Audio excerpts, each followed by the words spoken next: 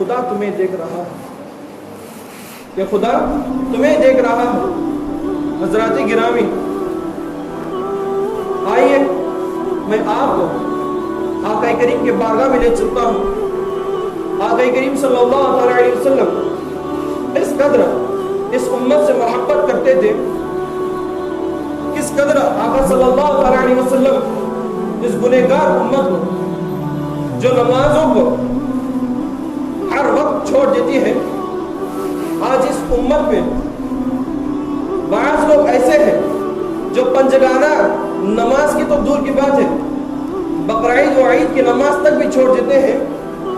حضرات گرامی، آئیے اس آقا کے بارگاہ میں لے چلتا ہوں جو اس امت سے کس قدر محبت کرتے تھے۔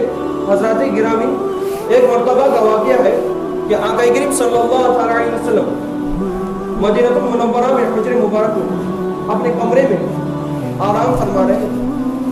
آقا کریم صلی اللہ علیہ وسلم کے چہرے پر مسکراہٹ تھی، آقا کریم صلی اللہ علیہ وسلم خوش نظر آ رہے تھے۔ اتنے میں ہی حضرت جبرائیل آتے ہیں، آنے کے بعد آقا کریم صلی اللہ علیہ وسلم سلام عرض کرتے ہیں اور خاموشی سے کھڑے ہو جاتے ہیں، خاموشی سے کھڑے ہو جاتے ہیں۔ آقا کریم صلی اللہ علیہ وسلم جب حضرت جبرائیل علیہ السلام کو دیکھا تو پوچھتے ہیں کہ اے جبرائیل، کیا بات ہے، آج تمہارے چہرے پر وہ مسکراہٹ کیوں نظر نہیں آ رہی؟ آج تم اتنے غمگین کیوں دکھ رہے ہو؟ آج تم خوش کیوں نظر نہیں آ رہے ہو؟ تو حضرت جبرائیل خاموش رہتے ہیں اور کچھ دیر کے بعد حضرت جبرائیل عرض کرتے ہیں کہ یا رسول اللہ صلی اللہ علیہ وسلم، خدا کا فرمان عالی شان تھا کہ جب میں آپ کے بارگاہ میں آؤں تو جہنم کا مشاہدہ کرتے ہوئے جاؤ، جہنم کو دیکھتے ہوئے جاؤ۔ تو یا رسول اللہ صلی اللہ علیہ وسلم، میں نے جب جہنم کا مشاہدہ کیا، جہنم کو دیکھا، یا رسول اللہ صلی اللہ علیہ وسلم، میں نے حضرت آدم کی امت کو جہنم میں دیکھا، حضرت نوح کی امت کو جہنم میں دیکھا، حضرت شیش کی امت کو جہنم میں دیکھا، حضرت یحییٰ کی امت کو جہنم میں دیکھا، حضرت زکریا کی امت کو جہنم میں دیکھا، حضرت نوح کی امت کو جہنم میں دیکھا، حضرت موسیٰ کی امت کو جہنم میں دیکھا، حضرت عیسیٰ کی امت کو جہنم میں دیکھا۔ اتنا کہنے کے بعد حضرت جبرائیل خاموش ہو جاتے ہیں، حضرت جبرائیل خاموش ہو جاتے ہیں۔ آقا کریم صلی اللہ علیہ وسلم پوچھتے ہیں کہ اے جبرائیل، بتاؤ تو صحیح، کیا تم نے میری امت کو جہنم میں دیکھا ہے؟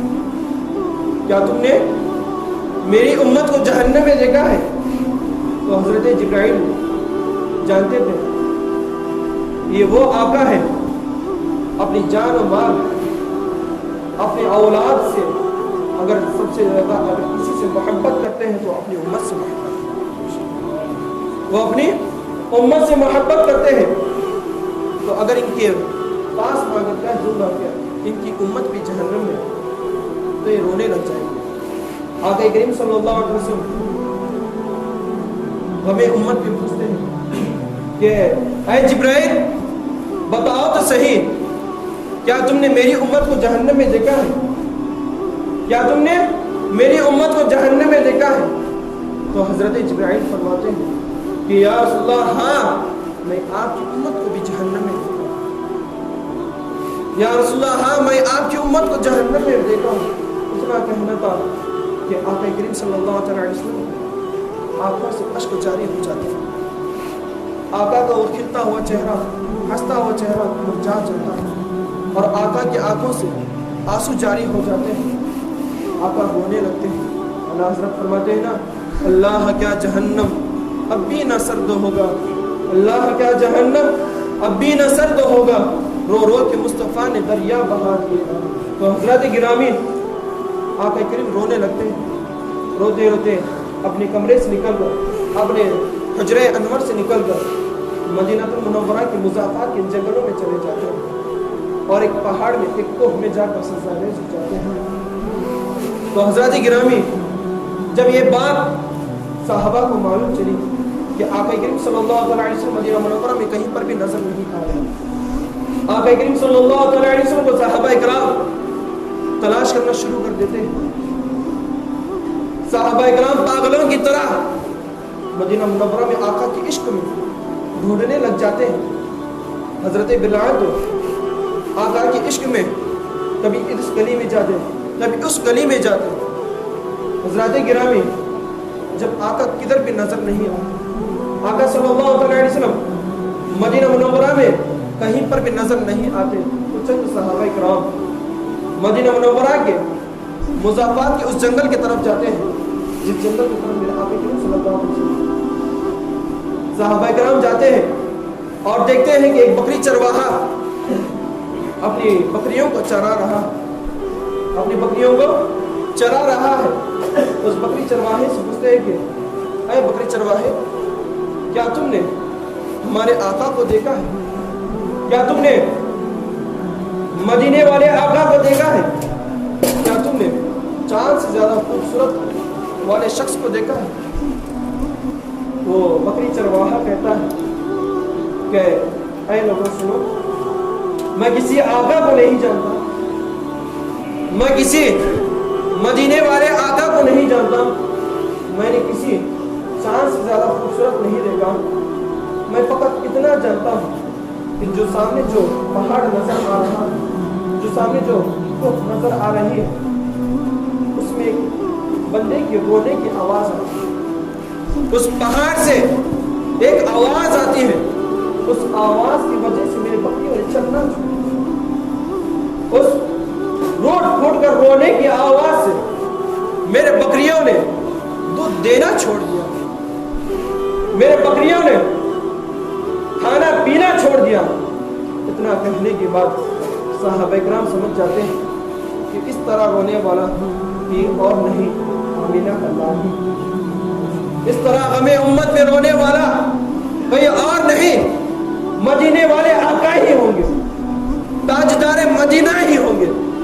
اتنا کہنے کے بعد صحابہ کرام رضوان اللہ تعالی علیہم اجمعین اس پہاڑ کی طرف جاتے ہیں, اس کوہ کی طرف جاتے ہیں. جب اس پہاڑ میں جانے کے بعد, اس غفا کی طرف جانے کے بعد صحابہ کرام نے آقا صلی اللہ تعالی علیہ وسلم کو دیکھا کہ آقا صلی اللہ تعالی علیہ وسلم سجدہ ریز ہے اور سجدے میں یہ کہہ رہے ہیں ربی حبلی امتی, ربی حبلی امتی, اے میرے رب میری امت کو میرے حوالے کر دے, اے میرے رب میرے امت کو بخش دے. آقا کریم صلی اللہ تعالی علیہ وسلم سجدے میں ریز ہو کر سجدہ ریز ہو کر روتے جا رہے ہیں اور یہ کہتے جا رہے ہیں ربی حبلی امتی, اے میرے رب میرے امت کو بخش دے. اسی لیے تو جلیل الرحمن نے فرمایا ربی حبلی امتی کہتے ہوئے پیدا ہوئے, ربی حبلی امتی کہتے ہوئے پیدا ہوئے. رب نے فرما یا کے بخشا الصلاۃ والسلام. اور کسی نے کیا خوب ارشاد فرمایا, اے حلیمہ بی کے پیارے سر عرش جانے والے, اے حلیمہ بی کے پیارے سر عرش جانے والے, امت کے غم میں ہر دم آنسو بہانے والے, امت کے غم میں ہر دم آنسو بہانے والے, مولا علی کی خاطر سورج پھرانے والے, گویا یہی بولے سترہ والے, چمنے جہاں کے تالے سب میں نے چھان ڈالے, تیرے پایا کا نہ پایا, تجھے حمد ہے خدایا, تجھے حمد ہے خدایا. حضرات گرامی آقا کریم صلی اللہ علیہ وسلم کی محبت دیکھو, اس امت سے محبت دیکھو. آقا کریم صلی اللہ علیہ وسلم اس امت سے, ہم گنہگار امتوں کو کس قدر محبت کیا کرتے تھے حضرات گرامی. مگر آج ہماری یہ امت اس طرح ہو چکی ہے, آج ہم اس طرح ہو چکے ہیں, اس طرح گناہوں کے ملہمس ہو چکے ہیں, اس طرح گناہوں کے مرتکب